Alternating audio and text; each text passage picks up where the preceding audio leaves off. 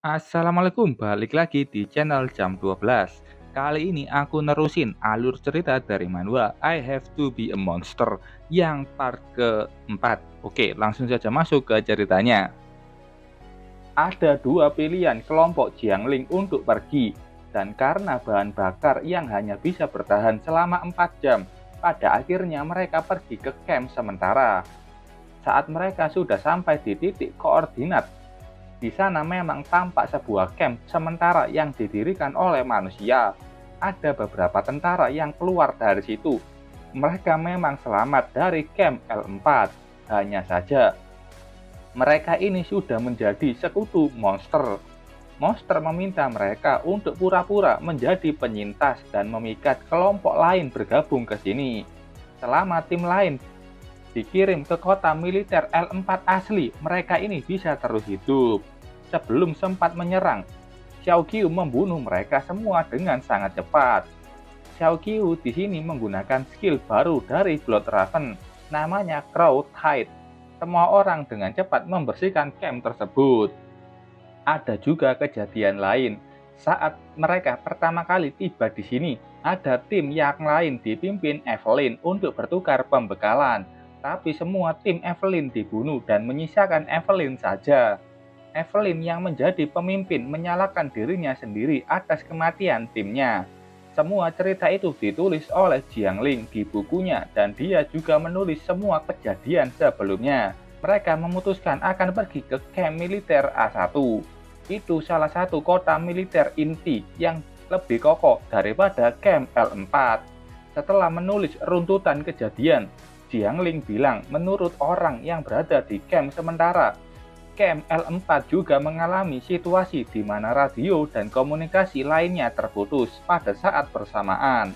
Mungkin karena hal inilah, camp L4 membuat suatu kesalahan dan dihancurkan oleh monster. Jiangling bilang mengkhawatirkan gurunya atau komandan Liang dan juga tentang camp N3. Memang camp N3 ada di belakang dan kecil kemungkinan akan terpengaruhi kegilaan monster. Tapi siapa yang tahu? Xiao Qiu di sampingnya mendengarkan itu dengan seksama. Jiangling sampai pada kesimpulan, serangan monster ini terorganisir dan sangat cerdas. Xiao Qiu bertanya, jadi monster benar-benar punya pengetahuan atau wisdom atau trik? Dalam hatinya, Xiao Qiu menjawab itu sendiri. Memang ada monster dengan kecerdasan, berbeda dari dewa iblis lain yang suka bertarung dan membunuh. Trekeros Wisdom punya cara yang berbeda.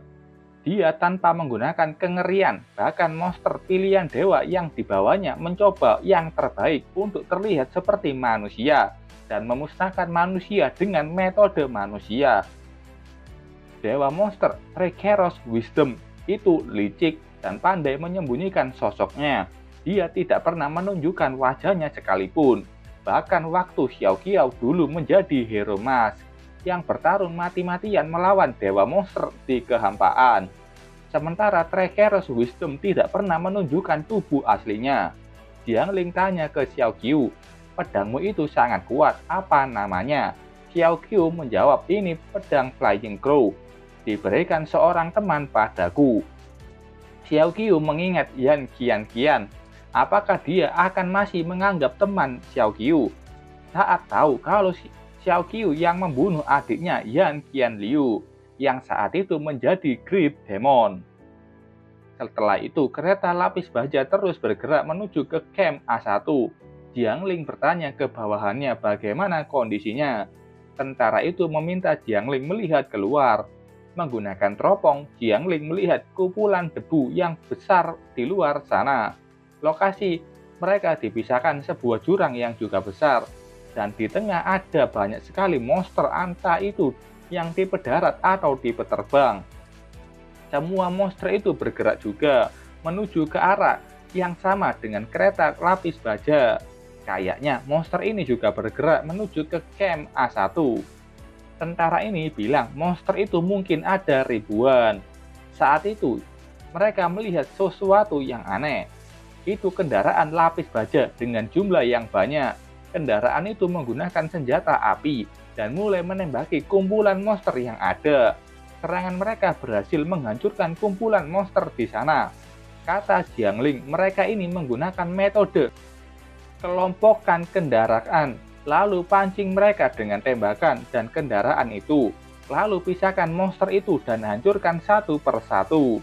Dengan metode itu, menghancurkan monster itu hanya butuh waktu saja. Jiangling memuji kerja mereka yang begitu luar biasa. Beberapa waktu setelahnya, si botak senang melihat kendaraan itu mendekat dan akhirnya mereka bisa bertemu dengan orang lain. Semua tentara keluar dari kereta lapis baja dan mulai mendekat ke kendaraan itu, memberikan informasi kalau mereka ini dari camp N3.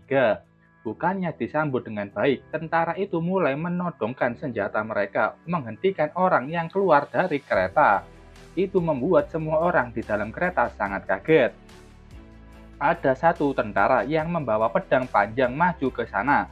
Si botak mencoba bilang kalau mereka ini bukan orang jahat, tapi itu tidak dipercayai. Katanya kalau bergerak sedikit saja mereka akan langsung dieksekusi dan menganggap mereka itu pengkhianat. Si botak ini sekali lagi bilang kalau mereka bukan pengkhianat dan mereka datang ke A1 setelah melewati banyak kesulitan. Kata tentara ini, itulah kata pengkhianat. Dia bilang kereta lapis baja itu datang dari arah yang sama dengan monster itu, tapi kenapa kereta lapis baja tidak diserang monster sama sekali? Saat itu datang Komandan Liang yang bilang, jangan khawatir, aku mengenal mereka. Tampak Komandan Liang sudah banyak cipratan darah di baju dinasnya. Sepertinya dia habis bertarung habis-habisan melawan monster. Setelah itu di fasilitas isolasi camp A1. Sebenarnya ini dulunya adalah penjara dan juga camp penebusan untuk para kriminal. Ini sudah direnovasi menjadi fasilitas isolasi bagi manusia yang diduga pengkhianat yang berasal dari luar kota A1. Di sini banyak survivor yang kembali ke A1 dari dunia luar, tapi di mata camp A1, tidak semua manusia dari dunia luar itu antek-antek monster. Tapi setidaknya sebagian kecil dari mereka adalah pengkhianat manusia. Karena tidak ada cara untuk membedakan manusia baik dan pengkhianat. Dan mereka semua harus dikunci di tempat yang sama. Sementara itu di lokasi isolasi Jiangling, Komandan Liang sudah memberitahu kalau semua orang di camp N3 sudah mundur ke camp A1 sebelum gelombang monster itu tiba. Dan itu semua berkat informasi Jiangling sebelumnya. Tampak Jiangling yang sedang dipenjara, kata Komandan Liang ini hanya kota kosong. Mereka masih dalam penyergapan, di kota ada banyak jebakan dan cukup untuk membuat monster menderita. Jiangling menerima informasi itu. Situasi ini benar-benar serius. Para petinggi mengambil inisiatif untuk memberikan jalan pada kota militer, menggunakan metode memperkuat tembok dan membersihkan lapangan. Komandan Liang bilang jangan membenci tentara sebelumnya, karena camp A1 sudah menemukan banyak pengkhianat manusia, apalagi banyak kota yang sudah jatuh dan hancur karena ulah pengkhianatan. Jiangling bilang jika aku yang memimpin di sini, dia juga akan mengeluarkan perintah seperti itu. Jiangling bertanya, kenapa monster ini punya kecerdasan? Dan karena wisdom itu, monster berhasil menjatuhkan banyak camp di garis depan. Komandan Liang bilang ini karena monster god. Kemunculan dewa monster mengubah monster tersebut. Dan untuk sekarang hanya itu yang dia tahu. Komandan Liang bilang, Jiangling akan diinvestigasi untuk beberapa hari. Kalau camp A1 tidak menemukan keanehan di Jiangling, dia akan dibebaskan dan diberikan tugas. Setelah itu, Komandan Liang sudah pergi dari situ. Jiangling bertanya ke dirinya sendiri apakah dia bisa tahu jawaban untuk masalah ini. Saat itu, dia menoleh ke belakang. Ternyata dia ditempatkan di penjara yang sama dengan Xiao Qiu. Xiao Qiu tampak lagi sibuk melihat peta. Jiangling bertanya apa yang dipelajari Xiao Qiu dari peta itu. Dari peta ini, Xiao Qiu bilang ada sumber mata air panas di sini. Apakah mungkin ada gunung berapi yang sudah punah di camp A1? Itu kemungkinan ada, karena itu adalah area mata air panas yang luas. Xiao Qiu terus fokus pada hal yang dia lakukan. Saat itu, televisi di sana menampilkan sebuah berita. di berita itu, Song Ming berbicara, gelombang monster ini belum pernah terjadi dan kota bintang akan mengirimkan bantuan dari udara. Anggota Kongres Song Min, Steel Loki, Kim Jae-jun, Miyamoto Taiga, dan anggota lainnya akan datang langsung ke garis depan. Ya pokoknya di sini dia ingin menenangkan para warga yang panik. Jiang Ling bilang pertempuran sekarang masih tegang dan anggota dewan itu masih sempat membuat pekerjaan seperti itu. Tapi untungnya mereka ini mau maju ke garis depan. Lagi pula orang-orang itu yang terlemah ada di peringkat 8. Saat itu ada 2 tentara yang datang di depan penjara. Ada perintah baru untuk keduanya. Keduanya sudah bebas dari pantauan karantina. Garis depan saat ini butuh orang yang kuat dan mengirim seluruh skuadron di bawah komando keduanya. Dan keduanya ini harus segera ke lapangan karena akan melakukan penyerangan hari ini. Senjata keduanya sudah dikembalikan.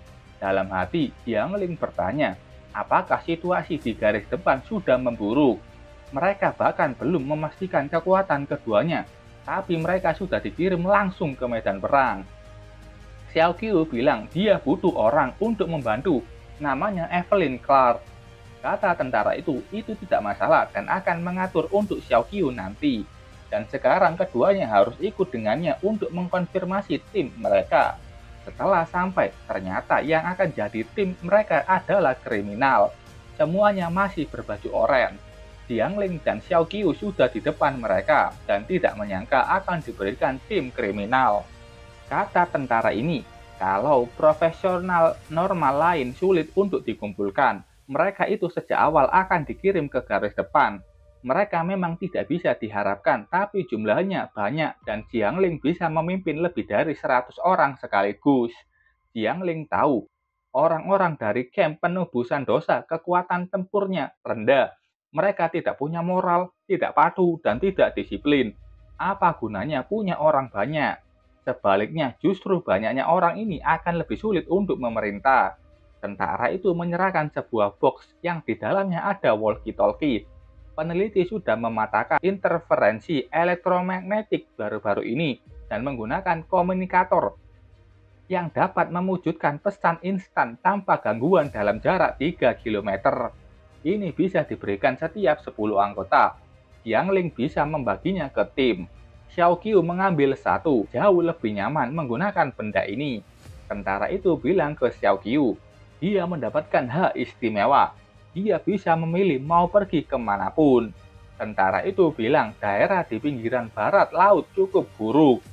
Daerah di pinggiran barat laut itu adalah arah di mana monster menyerang dan ingin merekomendasikan Xiao Qiu daerah lain saja karena itu cukup berbahaya. Tapi kata Xiao Qiu, dia akan pergi ke sana. Tanpa keraguan memilih daerah yang berbahaya. Tentara itu bingung dan kaget, dia meragukan pendengarannya. Dan menjelaskan sekali lagi kalau daerah itu berbahaya. 3 sisi di sana sudah jatuh karena monster. Dan hanya ada satu garis depan yang masih bertahan. Xiao Qiu tahu itu. Dan itulah kenapa dia mau ke sana.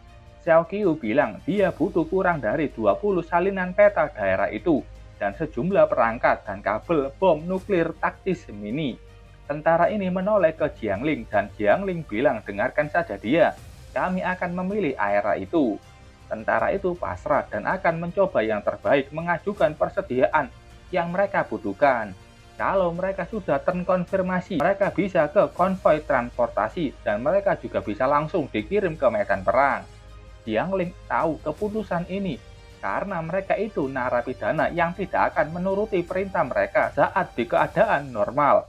Jadi Xiao Qiu ingin mendorong mereka di sudut, tidak bisa melakukan apapun dan hanya menuruti perintah. Tapi itu juga bahaya kalau kriminal itu terpojok dan melawan, apalagi mereka tidak bisa menahan banyak monster.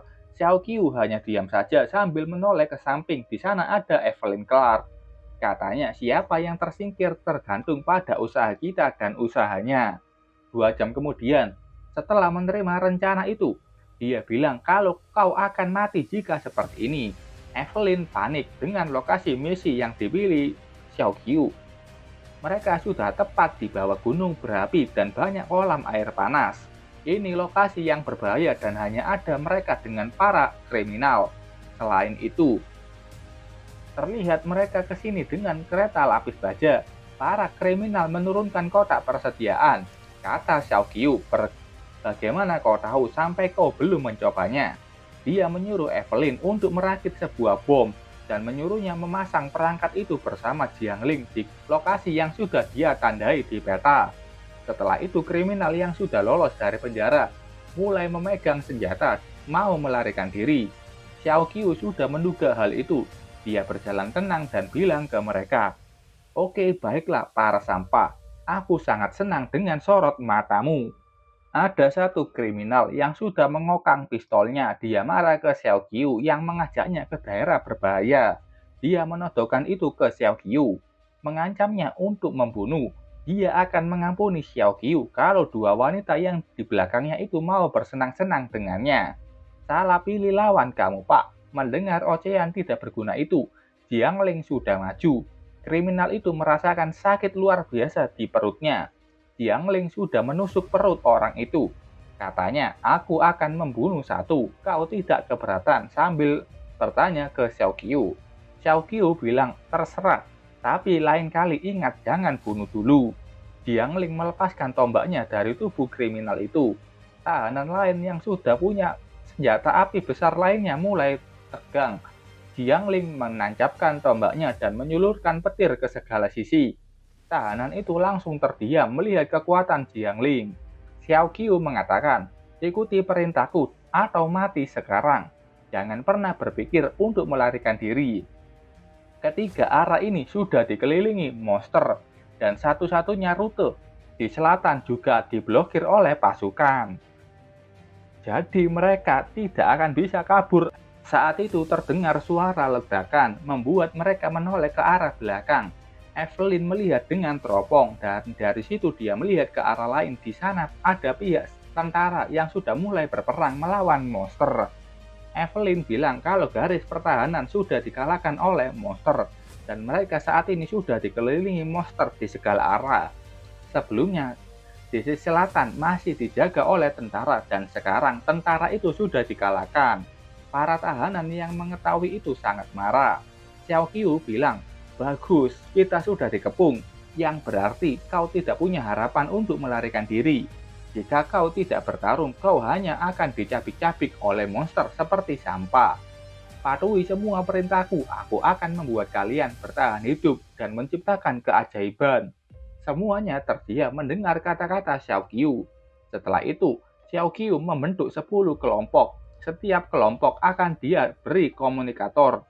Peta militer, mereka hanya diberi izin untuk memberitahu situasinya saja, dan hanya diizinkan mengikuti perintah Xiao Qiu. Ingat, komunikator ini lebih penting daripada hidupmu. Kalian bisa mati dalam pertempuran, tapi kalian harus memastikan keamanan komunikator ini. Xiao Qiu memberikan perintah untuk grup A sampai grup E berangkat menuju ke arah jam 9, grup F dan sampai grup G menuju ke arah jam 1 berjalan secara perlahan saja. Setelah itu untuk grup K, Xiao Qiu tanya, apa kalian sudah tahu memasang nuklir kecil itu? Evelyn bilang dia sudah tahu cara memasangnya. Xiao Qiu bilang itu bagus. Ikuti lokasi yang sudah ditandai di peta untuk pemasangannya. Setelah semua grup sudah mulai menjalankan rencana, komunikator Xiao Qiu mulai berbunyi. Itu informasi dari grup B yang sudah bertemu dengan monster. Di lokasi grup B, mereka sudah dihadapkan dengan banyak sekali monster. Xiao Qiu memberikan perintah ke grup B untuk mundur 300 meter ke arah barat daya. Di grup D diberi perintah untuk maju 200 meter ke timur laut, lalu lempar granat. Pergi ke barat laut, setelah melempar akan ada tim yang menemuimu dan menunggu.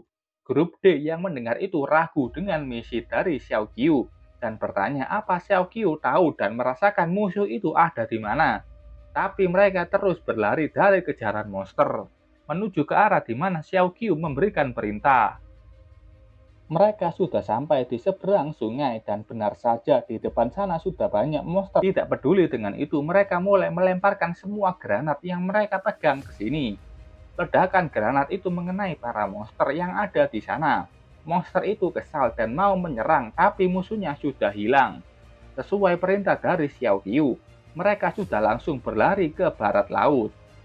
Setelah itu, Xiao Qiu memberikan perintah ke grup A, ledakan ranjau darat yang dikendalikan dari jarak jauh. Setelah 4 detik, terjadi ledakan besar dari ranjau darat. Xiao Qiu sebagai pemimpin komando terus memberikan perintah. Grup F berbelok ke arah utara dan memasuki 400 meter. Grup C belok ke timur 300 meter. Untuk grup G, H, dan I di tebing di posisi C4, penyergapan siaga. Siapkan granat taktis kalian. Terlihat di lokasi pertempuran, dua grup itu sudah berlari dari kejaran monster yang sesuai dengan perintah Xiao Qiu. Kedua grup itu bersatu dan berkumpul, dan kumpulan monster yang mereka pancing berhasil dengan baik dan lancar. Para tahanan yang sebelumnya kesal dan marah ke Xiao Qiu mulai melihat adanya harapan untuk hidup kalau mereka mengikuti perintahnya. Semua tahanan sudah melemparkan semua granat sesuai dengan perintah Xiao Qiu. Ledakan granat mulai terdengar dan menghancurkan monster di bawah. Semua tahanan yang melihat itu senang rencananya berhasil. Setelah itu, para tahanan mulai kembali ke puncak gunung satu demi satu dan berkumpul di bawah pengaturan Xiao Qiu dan melalui kekuatan Jiangling. Semua perangkat nuklir mini yang dipasang di sekitar mata air panas berhasil diledakkan. Ledakan besar itu benar-benar mengangkat permukaan gunung berapi yang sudah punah dan air dalam jumlah besar menyembur keluar dalam sekejap. Air panas itu mulai menerjang pohon dan batu. Dalam sekejap, monster yang jaraknya tidak jauh dari 100 meter dari puncak gunung mulai ditelan semburan gunung. Kemudian mayat monster dan bebatuan serta pepohonan membentuk semburan yang lebih besar, dan semakin banyak monster yang terkubur karena semburan air itu. Berkat itu, jalan buntu pihak manusia sudah terselesaikan. Para jenderal yang sudah mendengar yada pasukan di wilayah barat daya menahan kekuatan utama monster, dan saat tahu itu unit tanpa nomor dan terdiri dari para kriminal dari camp penembusan mengejutkan mereka. Namun semua orang yang hadir di tempat kejadian mengaitkan kemenangan itu dengan Song Ming, orang kepercayaan ketua Federasi Heyao, yang padahal tidak mencapai prestasi apapun di seluruh pertempuran. Song Ming mengambil semua pujian itu, tapi dia mengirim semua orang di gunung berapi pesawat yang mengangkut mereka. Para tahanan yang sudah melalui perang itu mengira akan diberikan kebebasan atau setidaknya pengurangan masa tahanan. Tapi mereka malah dikirim kembali ke penjara. Xiao Qiu, Jiangling, dan Evelyn juga ditugaskan kembali ke tujuan berikutnya tanpa henti. Setelah para kriminal yang mengetahui penipuan itu dari televisi, tahanan itu marah dan protes. Tapi dengan sangat kejamnya, para sipir penjara membantai mereka dengan alasan berusaha membuat kerusuhan. Sementara itu di rumah Komandan Camp A1, sungguh rumah yang bagus dan nyaman. Di halaman rumah ada dua orang yang berbincang, itu Song Ming yang sudah mendengar kerusuhan di penjara. Song Ming tanya kenapa komandan itu membunuh mereka, padahal dia membawa pulang dari garis depan. Komandan ini dengan tenang bilang kalau orang seperti mereka dibiarkan kembali, entah masalah apa yang akan mereka timbulkan. Komandan ini bilang kecuali 3 orang lain, Xiao Qiu, Jiangling, dan Evelyn. Komandan ini sudah mengirim orang untuk mengawasinya. Song Ming memaafkan komandan itu yang mengambil keputusan secara gegabah. Setelah itu komandan ini bilang, dengar kalau Song Ming datang dengan membawa senjata khusus. Tapi komandan ini tidak tahu senjata macam apa. Song Ming bilang jangan khawatirkan garis depan untuk sekarang. Senjata-senjata itu sudah sampai di garis depan. Sementara itu di garis depan, di mana para tentara sudah siaga dengan gelombang monster. Gelombang monster terus muncul dan berlari dengan kecepatan penuh ke arah manusia. Saat itu kapten mereka bilang, para tentara untuk kembali ke garis pertahanan kedua. Satu prajurit bilang mereka tidak bisa mundur, padahal barusan sudah mengatur pertahanan dan monster itu datang. Kata si kapten, ada bala bantuan yang datang dan akan mengambil alih. Itu bantuan dari kota bintang. Saat itu ada orang dengan tubuh besar telanjang kaki. Dia bilang, "Aku menyuruh kalian untuk keluar, maka cepat keluar." Datang kumpulan orang dengan baju hitam ketat, topeng menutup seluruh wajah dan sempak besi, beserta peneliti yang mengamatinya. Di punggung orang itu ada sebuah tabung yang berjumlah 4. Peneliti itu bilang, pemeriksaan sudah selesai dan mereka sudah bisa menyerang. Pemimpin orang-orang itu mulai bergerak. Setelah itu dia menekan dadanya. Di sana ada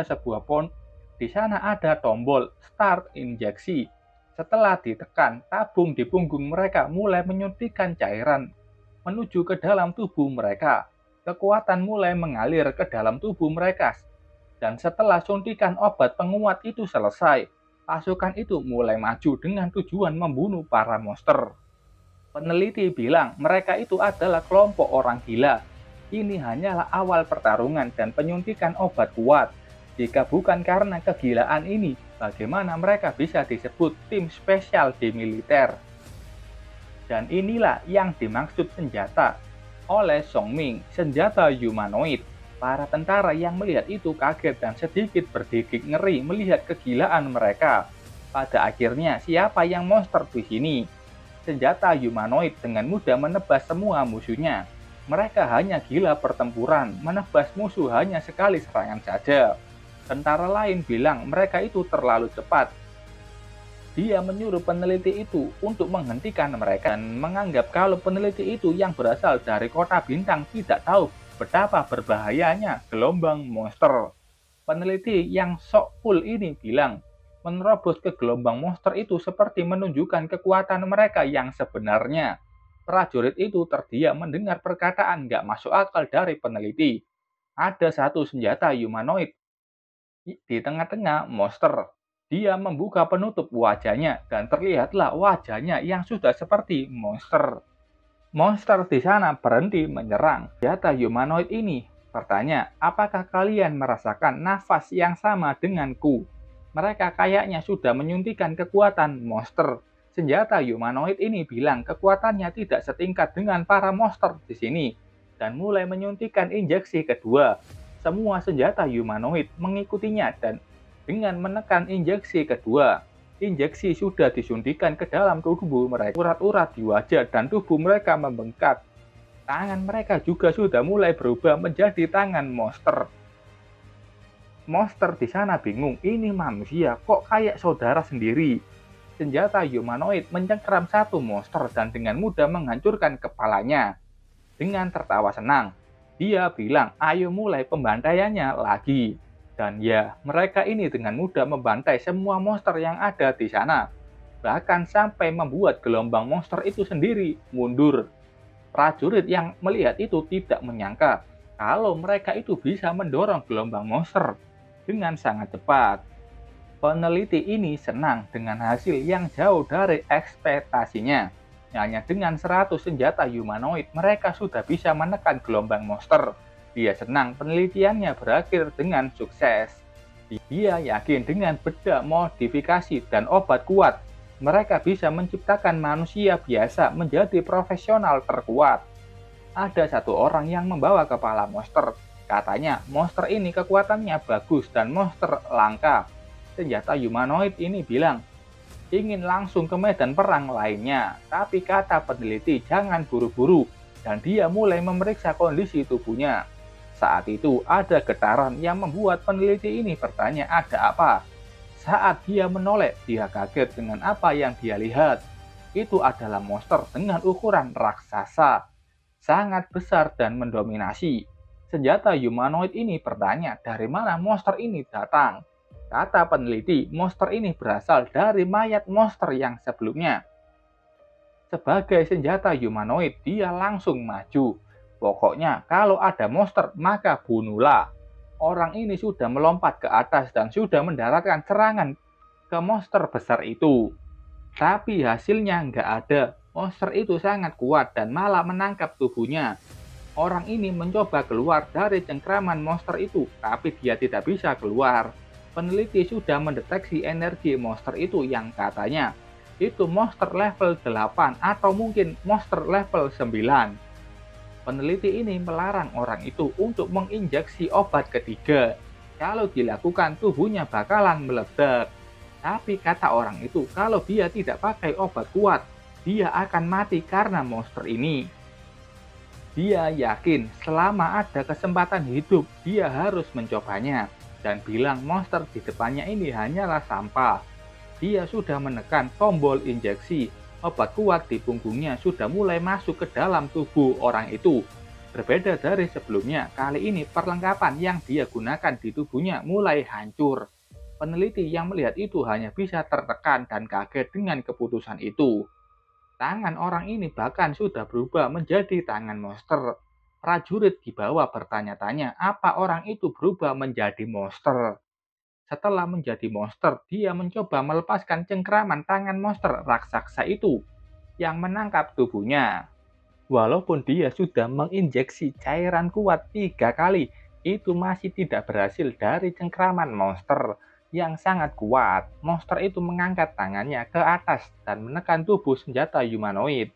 Orang ini terus berusaha melepaskan diri walaupun tahu itu tidak berhasil. Dan pada akhirnya tubuhnya hancur karena tekanan monster raksasa. Peneliti yang melihat itu tahu kalau monster raksasa itu sengaja mempermainkan manusia, seakan manusia itu hanya mainan.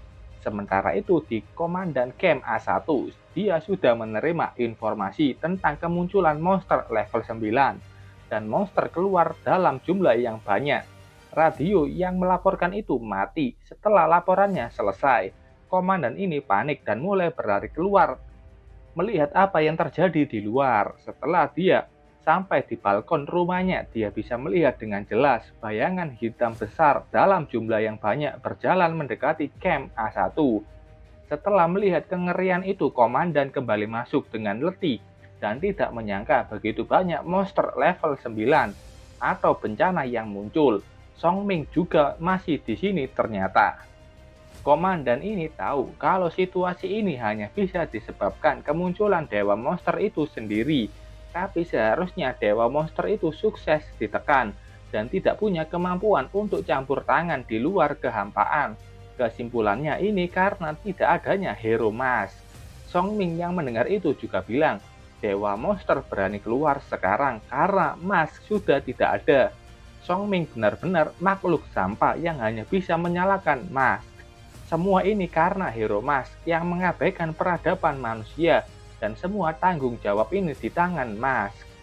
Ini ciri-ciri orang yang berkuasa nggak tahu diri, lempar tanggung jawab.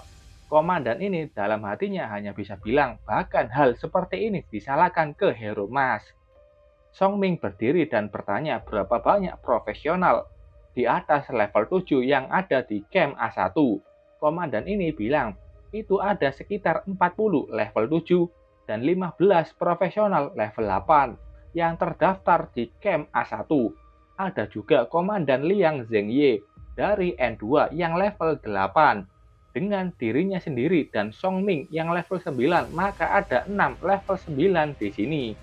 Song Ming berjalan keluar dan mengatakan, profesional level 7 ke atas harusnya mampu menahan serangan monster itu dengan pasukan umpan meriam dalam jumlah besar. Dan dia menegaskan kalau dia ke sini dikirim kota bintang hanya untuk mengawasi.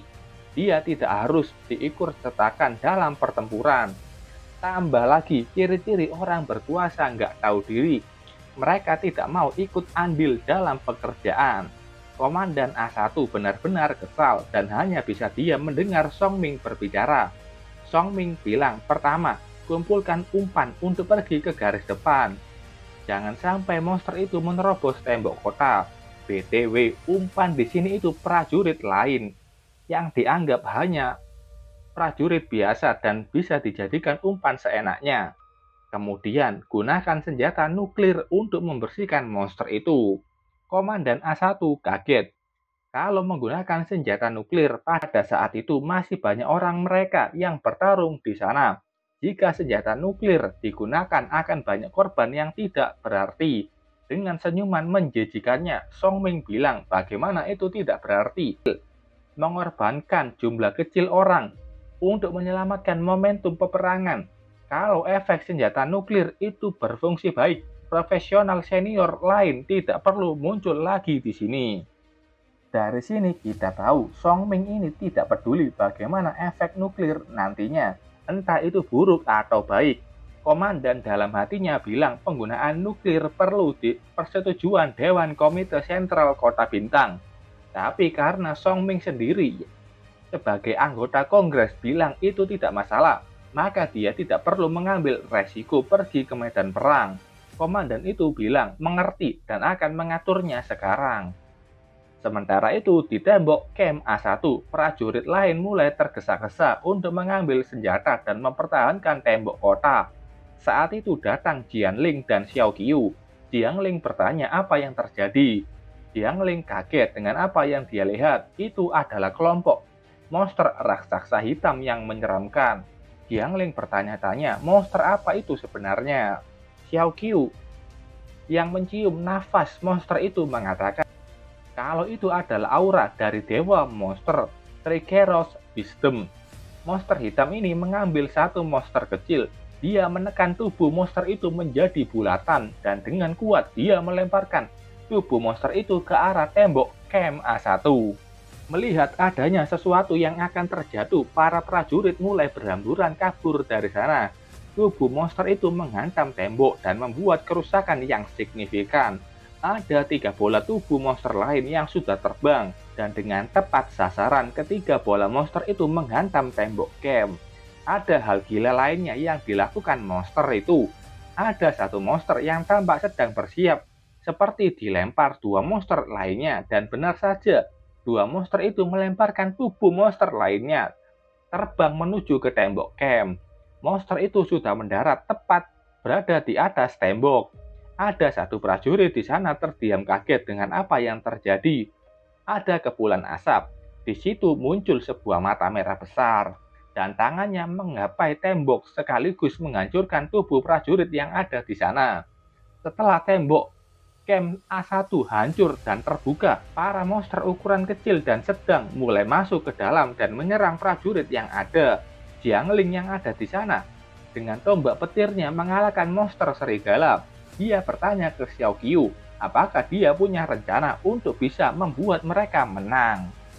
Kata Xiao Qiu, dia bisa, jika kau memberikan aku beberapa jam untuk persiapan. Jianling bilang, itu akan sangat telat, karena para monster sudah sampai di camp dan mengepung mereka. Jianling bilang, tetap saja, kalau keduanya mati di sini, itu tidak akan memalukan sedikit pun. Jianling menyiapkan tombaknya dan mulai maju menerjang kepulan monster. Serangannya itu malah membuat dirinya sendiri sampai di tepi tembok camp. Dia tidak punya pilihan lain. Di bawah sana sangat banyak sekali monster yang menunggu. Jianling membuka maskernya sambil curhat kalau dia membenci ayahnya setelah kematian ibunya dan selalu hidup di bawah bayangan ayahnya sendiri. Seperti kekuatan petirnya yang terlalu kuat ini. Kalau dia tidak memakai masker, yang ternyata masker ini bisa menekan kekuatannya, Jianling pasti sudah lama mati karena ledakan petir di tubuhnya. Petir di tubuhnya ini mulai keluar dan itu benar-benar kuat. Entah di masa lalu atau di masa depan setelah Jianling mati, dia tidak akan pernah tahu dan tidak paham kenapa ayahnya itu tidak menyelamatkan ibunya yang menjadi korban gelombang monster dulu. Tapi sepertinya Jianling akan menuju ke dunia bawah dan menanyakan langsung ke ayahnya. Jianling melangkah terjun ke bawah tembok. Apa yang dia lakukan bukanlah bunuh diri, ini hanyalah saat dia gagal untuk terbang. Jianling sudah mendarat di tanah yang sudah banyak monster. Dia berlari dengan menebaskan tombaknya mengalahkan setiap monster kecil yang ada. Jianling berlari menuju ke salah satu monster hitam. Jianling melompat dan menusukkan tombaknya berharap tangan monster itu hancur. Jianling kaget, serangannya itu tidak membuahkan hasil apapun. Monster hitam dengan mudah langsung menepis tubuh Jianling terbang menjauh. Tubuh Jianling terbang. Beruntung ada Xiao Qiu yang sudah melompat menyelamatkan Jianling. Walaupun efek sapuan monster itu terus ada, berkat bantuan Xiao Qiu, tubuh Jianling tidak menabrak tembok dengan keras. Xiao Qiu menurunkan tubuh Jiangling. Katanya Jiangling sudah melakukan yang terbaik. Setelah itu dia menoleh ke monster hitam di depannya. Xiao Qiu bilang Jiangling saat ini belum bisa menghadapi monster level 8. Dan kata Jiangling sebelumnya salah. Xiao Qiu mengambil pedang Flying Raven di inventory. Katanya dia tidak mengharamkan mati di sini. Raven Blood mengeluarkan aura hitam pekat yang mulai mengelilingi tubuh Xiao Qiu. Dan Xiao Qiu sudah menampakkan wujud monsternya. Xiao Qiu bilang ini sudah waktunya mengakhirinya. Setelah Xiao Qiu berubah menjadi monster, Jiangling ternyata masih sadar dan melihat itu semua. Dia kaget saat tahu kalau Xiao Qiu berubah menjadi monster. Monster hitam mengarahkan tangannya ke Xiao Qiu. Xiao Qiu melompat mendekati monster itu. Dia melakukan tebasan beruntun ke tangan monster hitam dan tebasan Xiao Qiu berhasil memotong tangan monster itu berkeping-keping. Xiao Qiu melanjutkannya dengan terbang tepat di depan kepala monster hitam. Xiao Qiu sudah melakukan tebasan kuat. Hasil tebasannya melewati tubuh monster hitam itu. Tubuh monster hitam yang sebelumnya sangat kokoh tak tertandingi terbelah karena tebasan pedang dari Xiao Qiu. Darah monster hitam menyembur keluar. Raven Blood menelan semua darah itu. Xiao Qiu mengangkat pedangnya menyerap semua kekuatan dari monster. Prajurit lain yang melihat itu kaget bukan main. Melihat ada monster yang menghabisi monster besar hanya sekali tebasan. Sementara di tempat lain, Komandan dan Songming juga melihat hal tersebut. Songming tahu kalau itu adalah monster humanoid yang sama muncul di kota Dahi sebelumnya. Dan kalau penglihatannya tidak salah, orang itu bertransformasi dari bentuk manusia menuju ke monster. Dalam hatinya, dia sangat senang. Dia bertanya-tanya siapa orang itu yang bisa secara liar membuat modifikasi manusia seperti itu. Kalau mereka bisa menangkap orang itu dan mengirimnya ke laboratorium untuk diteliti, teknologi modifikasi manusia mereka akan meningkat dengan pesat. Saat itu radio komandan berbunyi. Katanya senjata nuklir sudah diluncurkan. Ada total 35 senjata yang sudah ditembakkan. Kedua orang itu menoleh ke atas di mana langit sudah mulai bersinar karena efek laju nuklir yang sudah meluncur. Prajurit yang masih di medan perang kaget saat tahu Camp benar-benar menembakkan nuklir dan hanya menggunakan mereka sebagai umpan. Songming sambil mengelap kacamatanya, dia bilang pengorbanan mereka tidak akan sia-sia. Seluruh federasi dan umat manusia akan selalu mengingat kalian. Nuklir sudah semakin mendekat. Saat itu muncul garis ungu aneh di langit. Garis itu ternyata celah dimensi yang terbuka, memunculkan satu mata besar. Songming sangat kaget dan memecahkan kacamatanya. Karena dia tahu kalau itu adalah mata dewa monster. Dia mulai panik, ketakutan, dan kaget. Katanya itu mustahil. Bagaimana dewa monster bisa menembus batas ruang dan muncul di bumi? Oke, ini adalah penjelasan kondisi bumi di sini. Dalam perang yang lama antara manusia dan monster, manusia berhasil menemukan beberapa aturan. Ada sebuah jaring di antara kehampaan tak diketahui dan bumi di mana manusia berada. Dan monster kecil seperti udang kecil ini bisa turun ke bumi melalui jaring itu. Sementara monster tingkat malapetaka yang lebih besar itu seperti ikan kecil yang bisa berenang melewati jaring.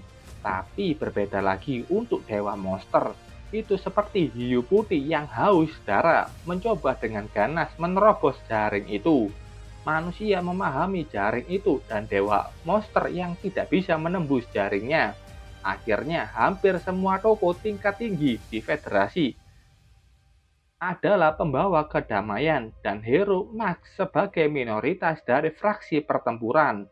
Mas percaya bahwa hanya ada satu sisi antara manusia dan dewa monster dan sama sekali tidak ada kemungkinan untuk bertahan hidup. Manusia harus melenyapkan dewa monster dengan segala cara. Karena pemikiran pertempuran inilah membuat alasan penting kenapa Hero Mask secara bertahap kehilangan dukungan di level tinggi dan digulingkan oleh federasi. Jadi kalau dari sini, sebelumnya federasi mengatakan semua kekuatan Mask itu karena dukungan mereka. Itu salah. Semua kekuatan Mas murni dari sistem dan juga federasi hanya mau kedamaian semu. Padahal musuh utama mereka adalah dewa monster yang masih mengintai terus untuk menginvasi bumi.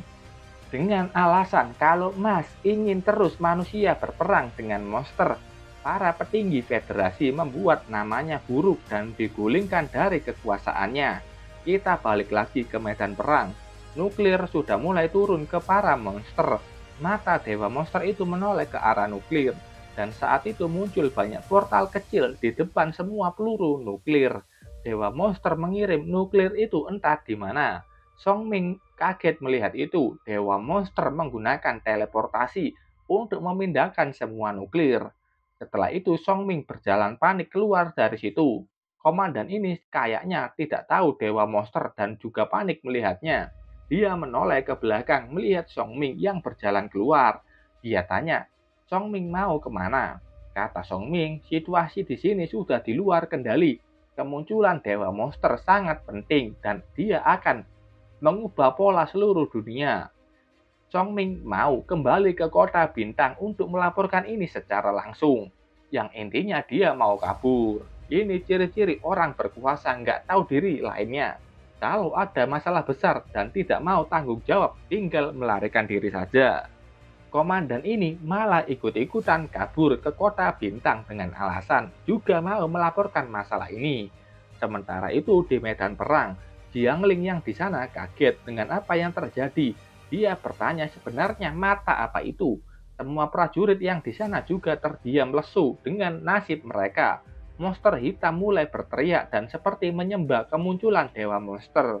Melihat kesempatan, Xiao Qiu melompat terbang dan menebas mati satu monster hitam lain. Tapi saat itu ada satu monster lain yang menepis tubuhnya dan mendorong tubuhnya menjauh. Xiao Qiu terlempar sampai menabrak tembok batu. Bentuk monster Xiao Qiu bagian wajahnya mulai retak karena serangan itu. Mata dewa monster melirik ke arah Xiao Qiu. Saat wujud monster hancur setengahnya dan memperlihatkan wajah Xiao Qiu, dewa monster melotot kaget dan menatap tajam ke Xiao Qiu. Jiangling yang melihat itu yakin kalau dewa monster itu hanya melihat ke Xiao Qiu. Dengan pemikiran cerdasnya, bagaimana dewa monster yang bisa mensummon monster level 9 hanya menatap satu manusia saja. Dan hanya ada satu manusia dengan perlakuan seperti itu. Apakah mungkin Xiao Qiu itu hero mask? Xiao Qiu mempertajam matanya seperti mengancam dewa monster. Dan itu berhasil membuat dewa monster. Oke, BTW di sini kayaknya ini adalah dewa monster Reakeros Wisdom atau kebijaksanaan yang bahaya. Dia mulai ketakutan dengan Xiao Qiu. Jiangling tahu kalau dewa monster itu juga takut. Saat itu Reakeros Wisdom mulai menghilang dari langit dan akhirnya dia hilang sepenuhnya. Monster hitam besar sebelumnya juga berhenti bergerak dan hancur menjadi batu. Sementara monster kecil yang lain juga sudah mulai melarikan diri dari camp A1. Melihat kalau monster itu sudah mundur, prajurit lain sangat senang melihat itu dan mulai bersorak keras atas kemenangan mereka. Dalam hati Xiao Qiu bilang, orang-orang itu memang pengecut seperti yang dia ingat. Di kehidupannya dulu, setelah dia masuk ke kehampaan atau void, di mana dewa monster tinggal, Reakeros Wisdom akan terus bersembunyi. Dia tidak mau memperlihatkan ekornya saja, apalagi berhadapan dengan Hero Mask. Tapi setelah Hero Mask mengumumkan meninggalkan identitasnya, begitu juga dengan membiarkan kekuatannya hilang, Reakeros Wisdom akhirnya mengumpulkan kekuatan untuk melancarkan serangan. Xiao Qiu tidak mengira Reakeros Wisdom akan ketakutan sampai berbalik pergi begitu saja setelah melihat wajahnya. Xiao Qiu berdiri. Jika Reakeros Wisdom dengan tenang merasakan kekuatan Xiao Qiu saat ini, dia seharusnya menyadari dengan kekuatan peringkat ke-13-nya, dia bisa menghancurkan Xiao Qiu yang sekarang tidak jauh beda dan tidak jauh lebih sulit daripada menghancurkan seekor semut. Sistem muncul, misi jalan monster sudah selesai. Hadiahnya transformasi sebagian menjadi dewa monster. Penjelasannya, memulai transformasi parsial menjadi dewa monster akan memungkinkan Xiao Qiu melampaui batas duniawi dari profesional tingkat 9 dan menjadi dewa sejati di mata manusia. Aura hitam mulai mengaliri masuk ke dalam tubuh Xiao Qiu. Xiao Qiu merasakan kekuatannya yang masuk ini penuh dengan rasa menggila. Jadi dia harus menekan pikiran jahatnya untuk menghancurkan segala dan melahap segalanya. Saat itu muncul beberapa prajurit yang dipimpin Komandan Camp A1 dan Song Ming. Di situ juga terlihat Komandan Liang yang juga datang. Komandan itu bertanya, "Apa kau sebenarnya?" Yang Ling berdiri ke depan Xiao Qiu. Dia bilang dia itu Xiao Qiu yang ada di timnya. Dia adalah manusia, bukan monster. Komandan itu menunjuknya dengan penampilan itu. Kok bilang dia manusia? Dia jelas antek-antek monster. Song Ming ikut berbicara.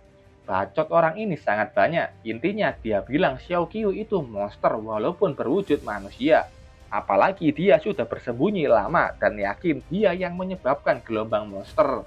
Dia bilang saat Xiao Qiu muncul di kota Dai, juga saat itu muncul monster tingkat bencana, dan sekarang di garis depan juga sama. Komandan Camp hanya membenarkan semua perkataan Song Ming. Yang Ling membela Xiao Qiu. Dia sudah bertarung melawan monster di sana tadi. Jika Xiao Qiu memang monster, seharusnya Xiao Qiu membantu para monster, bukannya melawan. Komandan Camp A1 menyuruh Jiang Ling diam dan tidak seharusnya membela monster itu.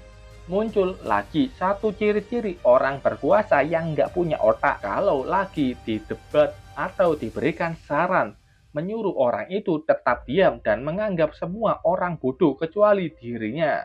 Dengan otak bodohnya, komandan ini bilang, karena Jiang Ling satu tim dengan Xiao Qiu, dia curiga selama ini mereka sudah berkomunikasi dengan monster dan bersama-sama menyebabkan gelombang monster. Dengan nama panglima tertinggi, dia menyuruh bawahannya menangkap keduanya. Dia bodoh atau bodoh. Dia sudah melihat kekuatan Xiao Qiu barusan. Ada 3 orang yang sudah mengepung mau mencoba menangkap keduanya. Xiao Qiu menangkap satu senjata mereka dan dengan mudah Yit melempar satu orang itu terbang ke langit, entah akan mendarat di mana. Komandan maju setelah Xiao Qiu menunjukkan sifat aslinya. Xiao Qiu dengan sangat mudah menahan pukulan dari komandan yang peringkat 9. Komandan itu kaget, Xiao Qiu yang barusan melawan monster kuat masih punya kekuatan yang mengerikan. Song Ming juga ikut-ikutan. Dia bergerak muncul di belakang Xiao Qiu dan mulai mengunci leher Xiao Qiu. Xiao Qiu dengan mudah juga memegang tangannya. Dia menarik tangan itu dan melepaskannya. Xiao Qiu mengarahkan pedangnya ke Song Ming dan tanpa banyak omong, langsung dia tusukkan ke tubuh Song Ming. Darah berceceran, Song Ming mati di tempat. Xiao Qiu melihatnya dengan tampang biasa saja. Selanjutnya, Xiao Qiu menoleh ke Komandan Camp A1. Komandan itu lari menyuruh anak buahnya melawan Xiao Qiu. Tapi saat itu ada gagak darah yang sudah terbang di langit, menghadang komandan itu untuk lari. Kata Xiao Qiu, hanya karena ini sudah membuatmu kabur. Komandan itu bilang Xiao Qiu pengkhianat dan monster. Apa yang akan dia lakukan padanya? Xiao Qiu menjawab, sejak kau sudah mengatakan itu, maka aku akan melakukannya. Apa yang seharusnya monster lakukan? Xiao Qiu mengangkat pedangnya dan dengan mudah menghancurkan tubuh komandan itu sekali serang. Jiang Ling yang melihat itu menutup mulutnya melihat kekejian Xiao Qiu menghabisi 2 orang itu. Saat itu ada 1 orang yang datang dengan sikap berlutut ke hadapan Xiao Qiu. Ternyata itu adalah Komandan Liang yang sudah memanggil Xiao Qiu sebagai ketua. Katanya dia datang terlambat walaupun dia tidak bisa melihat atau buta. Indera penciuman dan pendengarannya sangat sensitif. Dia sudah tahu dari awal kalau identitas Xiao Qiu adalah Mas. Dia bilang, "Hero Mas, Anda sudah kembali." Komandan Liang bilang sudah menantikan kedatangannya. Segera Xiao Qiu tiba di kota bintang. Mereka akan memasuki dewan dan mengambil kembali semua yang seharusnya menjadi milik Xiao Qiu. Garis depan pertempuran monster. Tentara dan pasukan pertahanan kota di mana-mana akan berjanji setia kepadanya. Ada banyak orang yang di pihak mereka. Tampaknya di sini Xiao Qiu mengatakan sesuatu padanya, tapi autornya belum kasih tahu. Setelah mendengar perkataan dari Xiao Qiu, Komandan Liang sangat kaget. Setelah itu, tubuh Xiao Qiu berselimuti aura hitam dan langsung melompat pergi dari situ. Sementara itu, di tengah kota bintang, ada satu acara konferensi besar. Ada satu pembicara yang bersemangat mengatakan sesuatu. Dengan gabungan pasukan garis depan dan bantuan dari kota bintang, Federasi menang melawan gelombang monster. Setelah itu, dia membicarakan berapa banyak monster yang sudah dikalahkan. Selanjutnya, dia mengatakan memang ada banyak pengorbanan yang besar, tapi hasilnya sangat hebat. Dia juga bilang perang itu memunculkan pengkhianat. Dia menampilkan wajah tim Jiangling. Orang ini bicara seenaknya untuk menjelekkan tim Jiangling. Muncul lagi ciri-ciri orang berkuasa nggak punya otak. Takut kuasanya dilengsarkan. Dia mulai menjelekkan nama saingannya dan menuduh lawannya. Wajah Xiao Qiu disebelahkan dengan wujud monsternya. Melihat itu, para warga sipil tidak tahu apapun, mulai ikut menjelekkan Xiao Qiu. Saat itu ada He Yao yang menyuruh warga di sana diam. Gantian sekarang pemimpin Federasi Manusia yang bicara. Inti pembicaraannya sama, ada manusia yang benar-benar berkorban untuk manusia, ada juga manusia yang berkhianat dan menjadi antek-antek monster. Lalu dia berjanji akan menangkap mereka semua dan memberikan hukuman yang berat. Warga di sana sangat senang dengan itu dan mulai memuja Federasi. Saat itu salah satu saluran siaran melihat ada sesuatu di atas gedung. Kamera itu sudah menyorot apa yang ditunjuk temannya dan ternyata itu adalah Xiao Qiu. Dengan sikap tidak peduli dan berdiri tenang di atas gedung. Warga mulai kabur ketakutan melihat monster. Ada pasukan pertahanan yang sudah maju untuk menghadang dan menyerang Xiao Qiu, dan hasilnya sudah bisa ditebak.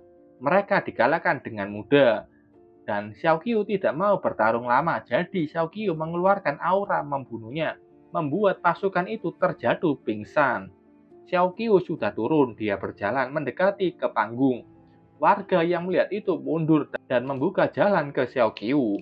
He Yao tahu kalau orang itu adalah Xiao Qiu, orang yang sama melawannya di kota Dahi, dan orang yang juga saat He Yao menghukumnya. Apakah Xiao Qiu melihat He Yao sama dengan apa yang dia pikirkan?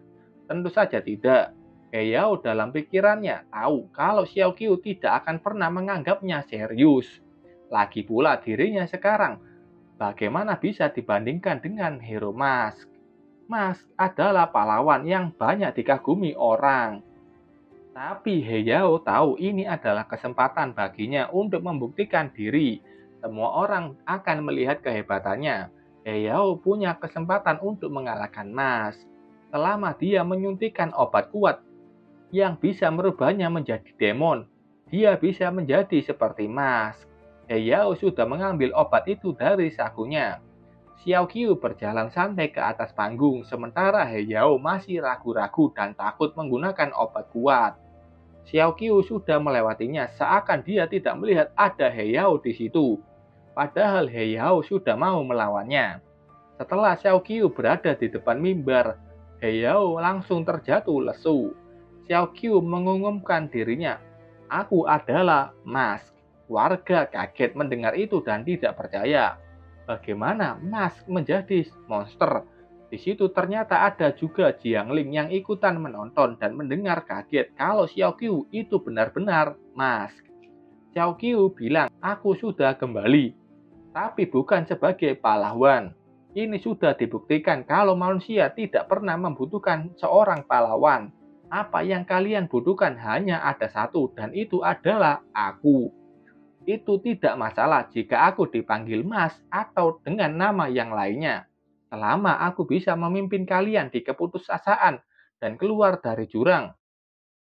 Berbagai kebodohan yang telah kalian perlihatkan dalam periode waktu ini tidak akan menghasilkan apa-apa selain mengirim kalian ke kuburan.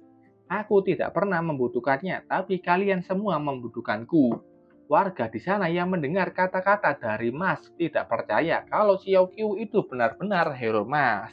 Karena hero Mas yang mereka kenal tidak banyak bicara. Dia orang yang sangat baik dan juga low profile. Xiao Qiu melanjutkan, tetapi semua yang terjadi sekarang tampaknya terlalu banyak kekuatan membuat kalian semua merasa takut padaku. Sampai pada titik di mana ketakutan itu membawa kalian untuk mengasingkanku. Kelemahan tidak pernah menjadi sebuah dosa, tapi kesombonganlah yang dosa. Jadi ya, kali ini aku di sini bermaksud menguras sumber daya kalian hanya untuk meningkatkan kekuatanku.